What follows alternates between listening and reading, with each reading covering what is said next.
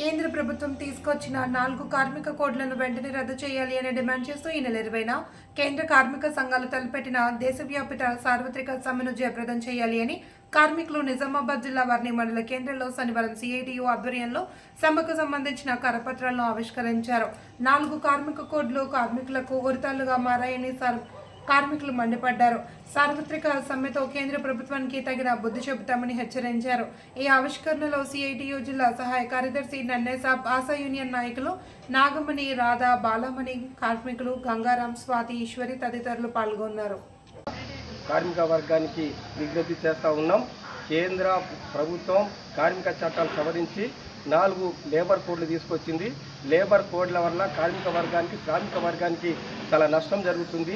ఈ కార్మిక కోడ్లు రద్దు చేసి కార్మిక చట్టాన్ని బలోపేతం చేయాలని సిఐటి నిజామాబాద్ జిల్లా కమిటీ తరఫున కేంద్ర ప్రభుత్వానికి, నరేంద్ర మోడీ ప్రభుత్వానికి డిమాండ్ చేస్తూ ఉన్నాం.